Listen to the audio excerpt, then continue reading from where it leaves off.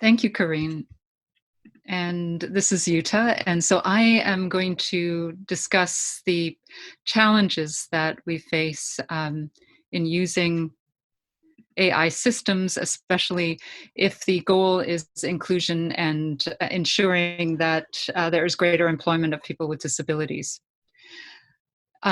When we look at disability, AI, and employment, and if you are someone with a disability, there are a number of sources of challenge. The first is in the how you are treated as a subject of the data-driven decisions that AI is used to make. Next is the barriers that exist in data science as a whole for you to participate in designing and developing data science, and therefore in influencing the progress or the advance of data science in a more inclusive way. There are barriers to interpreting the outcomes of data science because frequently many employers are using data science as part of your job description. And so you may have difficulty in certainly visualization tools if you cannot see the visualization, etc. There is also greater vulnerability to data abuse and misuse. And I'll mention a few of the risks there. And then lastly, because of the way that data science and artificial intelligence and smart systems are constructed, there is a vicious cycle in that once you are the subject or you are subject to this type of bias, then it amplifies and automates that bias. And there are certain stages to any bias that builds up or bias that you may be subject to. In the data gathering, in the processing of the data, in the analysis and interpretation of the data, in the training or machine learning processes that are used to use the data and to create the predictive analytics, or even the learning models that would be used to do things like speech recognition or image recognition, and especially in the decisions that are based on the data and the assumptions that underlie those decisions. The types of bias that can occur can be classified very, very broadly into three areas. The first is data gaps and the misrepresentation or lack of representation of individuals with disabilities in the data that is gathered to feed the artificial intelligence systems or the machine learning or data analytics systems. Then the next, which Corinne and Nathan have both alluded to, are the embedded forms of bias that are caused by humans or that are within the data. So this might be implicit bias. It might be just simply the pattern of the past, because data is always from the past. And if there has been bias and discrimination in the past, the data will reflect that. And if the artificial intelligence system is optimizing for something that happened in the past, then it will optimize in that data bias. But lastly, there is also a general discrimination or bias that occurs because of statistics and the position of individuals with disabilities with relation to statistics. With respect to the data gaps and representations, if you think about it, and if you have been to university and if you've seen any scholar or researcher recruiting individuals for studies where they're going to gather data, most often having a disability is a exclusion criteria when population data is gathered. People with disabilities, because of the digital divide and because of the lack of accessibility of many digital tools, are also frequently absent from the digital traces that are used in most data sets. A lot of the artificial intelligence is trained on data sets that come from use of other digital tools or social media, etc. And then when there are these data gaps or when there is insufficient data, then frequently there are data proxies that are included. And those data proxies meaning that there is some set of data that stands in for data that is absent. And often those are very inappropriately made based upon assumptions that don't really apply to people with disabilities. The types of biases, and I'm not going to go through all of them, but there are many different types of biases, or how the biases then are evident within the artificial intelligence systems is the either through the patterns of discrimination that are reflected in the data, the bias of developers designing the system, or algorithmic bias. And that takes me to the last bias issue, which is an inherent bias that has been there well before artificial intelligence or data analytics. And that is what happens to people with disabilities when we're talking about population-based statistics. And the issue here is, as Nathan was mentioning, predictive analytics, which is often used to make very, very critical decisions in hiring and in other critical parts of a person's life. The problem is that those predictions and probability statements or inferences are based on statistical significance or power, which of course are focused on the majority or average. And if we look at a normal distribution or a multivariate scatter plot of a number of data elements that are used to make an artificial intelligence decision, say this, and this particular one would represent all of the needs and requirements of a particular group of people, then what it looks like is it looks like a starburst in 2 dimensions. And there is a cluster of elements that are clustered in the center. Those are about 80% of the elements. And as you move away from the center, 20% of the elements spread out from that central core. And the thing to note there is that the elements that are in the middle are very close together. The elements that are out at the edges are far apart, meaning that the further you get from the center, the more likely you are different from anyone else. And so what we have is an issue of representation.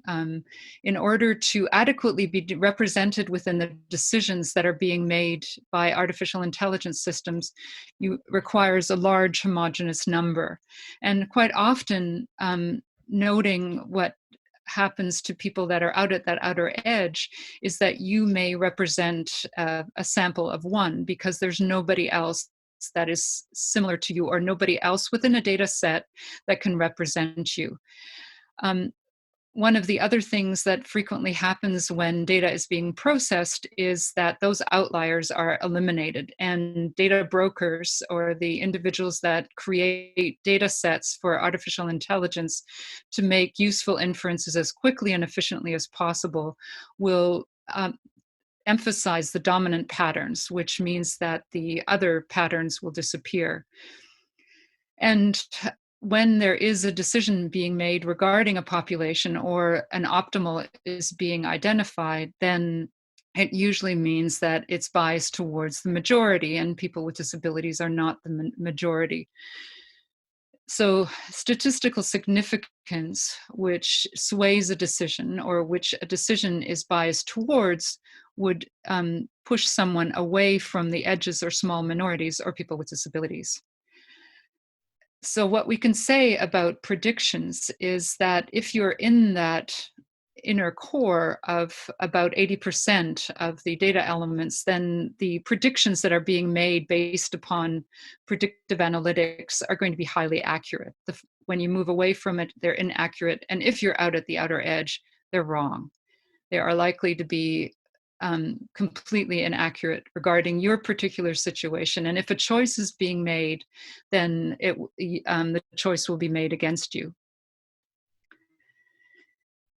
The unfortunate thing with bias and social justice is that many of the um, systems that are being used to determine whether a system is biased are also don't work very well for people with disabilities, because they're dependent upon a cluster analysis of a well-defined homogeneous group.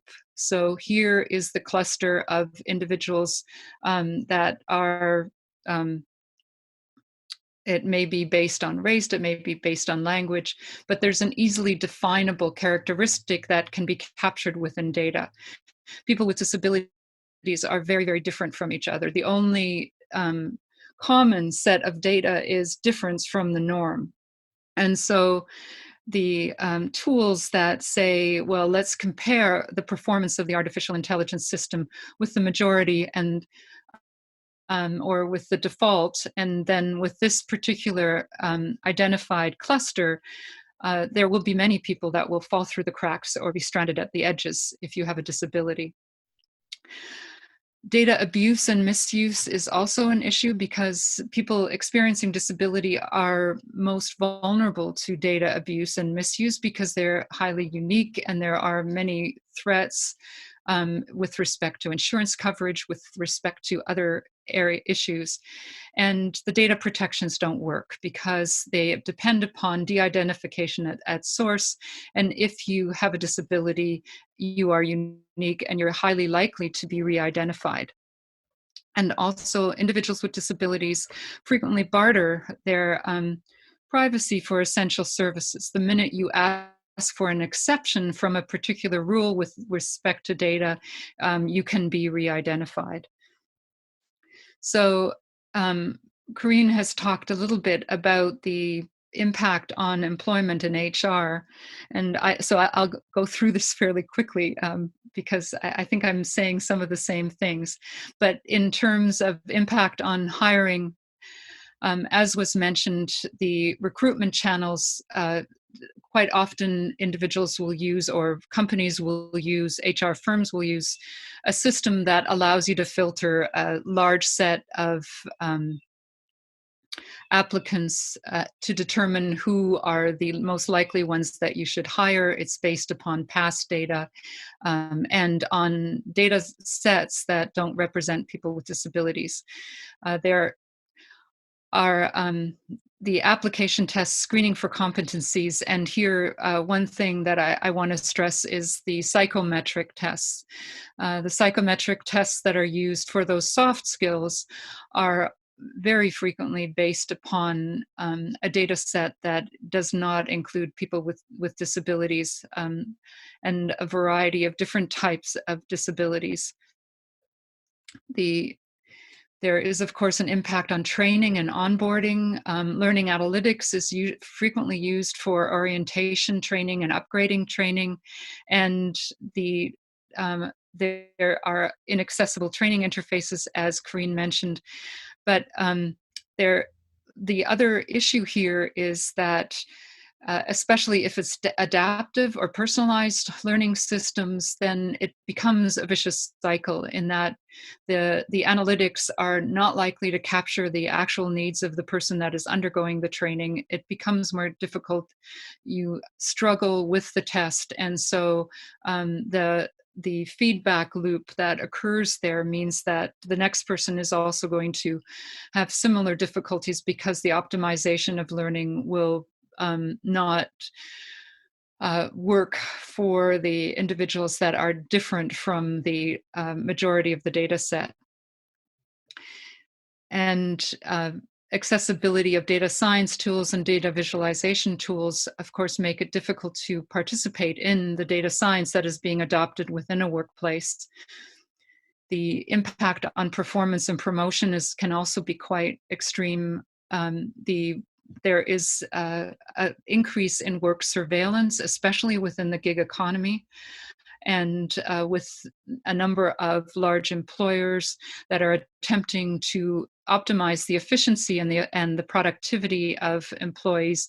And of course, if you have a disability and are using alternative access systems or alternative ways of working, then those optimization routines will be a misfit for you, and your work will not be deemed to be efficient and effective. It also has an impact on discipline and termination. The analysis that is used to assign and address responsibility is frequently based upon specific large patterns. And so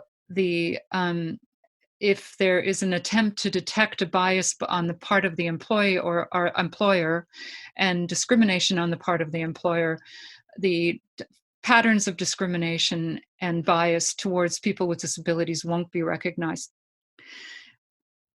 So if you are choosing to deploy artificial intelligence within an HR system or within an employment scenario, then there are a number of things to think about. Some of the questions you need to ask is, what data was used to train the artificial intelligence system, and is that reflective of the employees or the potential recruits or applicants that you wish to make decisions about? How was the data processed? What were the assumptions that were made, and how were people classified in when those that processing occurred? Were the outliers and the individuals that were far from the norm eliminated, and how will that affect the diversity of the applicants that you hope to recruit? How were the data gaps addressed? What were the proxies that were used to address those data gaps? And what are the assumptions applied in the analysis of the data that is used to train the machine learning system? Other considerations are you getting a learning model that stops being trained, meaning that you are using a training set and a training process that was trained somewhere else in a different context with a different set of individuals. If the learning model is adaptive, then what data will it use for adaptation within your workplace? So what are the types of sensors and the types of data that you can feed it? What decisions will it support, and how is this delegated? Is there an allowance for human intervention, human judgment? Are the decisions automated? And if they're automated, what happens to people that should be an exception to those decisions, especially people with disabilities? How are the errors processed? And do you have an opportunity to review and make judgments regarding the errors? And how can the tool be refined and bugs fixed? Is it a black box that you have very little control over adjusting? In terms of the practices that you can use to ensure that your system is not unduly biased, is don't choose automated decisions based only on overall accuracy. Quite frequently, vendors will sell an AI system saying it is 96% accurate and therefore more accurate than human decision making. However, what you need to do is to look at the entire spectrum of accuracy, because frequently what will happen is the accuracy will be very high in the middle and it will be very inaccurate at the edges. So when you make your decision to deploy automated decisions, then look at the full spectrum. Perform a disability impact assessment before deploying a system within your place of work or within your HR practices. To see what will be the impact, and especially with relation to the decisions that you're going to make using the AI system. And assume that there is going to be a data breach and develop a plan for preventing abuse and misuse. Don't be overly concerned only with privacy, because privacy will be breached for individuals with disabilities. So the additional things that you need to do is to figure out what you are going to do to alleviate the risk of data abuse and misuse when there is a breach. And so we have a project called Project We Count, where we are attempting to address access to shaping data science by people with disabilities. We're addressing data gaps and biases, co-designing protections against data abuse and misuse, and co-creating more equitable decision supports. And we're also trying to develop alternatives to the binary terms of service agreements that allow an overreach in data capture, whereby there is an actual negotiation between the data provider, meaning the individual that has personal data, and the service that wishes to use that personal data, and a negotiation with appropriate use of the personal data. We're also working on cooperative data trusts, whereby the individual whose data it is gets to determine who gets to use the data, both governs the data and gets to share in the value of the data. And we are looking at alternatives to data that is biased towards the average, which is a very experimental process, where we're looking at something called the lawnmower of justice, which takes the privilege of being like everyone else away and causes the machine learning model to attend to the edges. And I will now pass it back to Corinne to tell you more about what employers should ask. Thanks, Jutta. Thanks, Jutta. This is Nathan. I'll go ahead and talk a little bit about the legal landscape quickly. In the US, we have the Americans with Disabilities Act of 1990, and Title I on employment prohibits discrimination in recruitment or job application procedures among all aspects of employment. It's important to note that when the ADA was being drafted in the 80s and 90s, AI was not a part of the public consciousness in the way that it is today. So there's not an explicit reference to AI in that. And I also have to say, this is a personal opinion and doesn't reflect my agency's views, but it seems logical to me that even if AI is being used in recruitment and hiring, it should also adhere to discriminatory or non-discriminatory practices in the way that it's rolled out. The other thing is a callback to Corinne talking about the video interviewing. Illinois actually passed a law last year, the Illinois Artificial Intelligence Video Interview Act, and it deals with this explicitly. So she was talking about some of the ways that video interview analysis might look at facial expressions or eye contact or things like that. And I'll say I'm someone with low vision, and in a video interview, if AI is analyzing the way that I'm interacting with the camera, it might put me at a disadvantage as an interviewee. So it's important to have those disclosures presented to applicants so that they're aware of what they're consenting to in these new interview practices. Next slide. And this is Corinne. I know we are close to running out of time, so I'll just mention that Pete is also working on questions to ask HR vendors specifically. They're pretty similar to Jutta's list. Questions like, does the test evaluate factors that specifically relate to the particular jobs in question? And what kind of data does a company need to provide in order to analyze, and can these factors be customized? But look for that on our website, peteworks.org. And we in general are very interested in continuing to promote these kind of questions because there really is potential here too. I mean, we're also looking at some really interesting platforms for the potential to look for patterns of discrimination in hiring, promotion, or to scan job descriptions for requirements that are likely unnecessary, which AI might help out with. So Nathan, why don't you switch to the last slide? And you can find contact information for any of us at these websites. And thank you so much for joining our presentation today. Thank you all.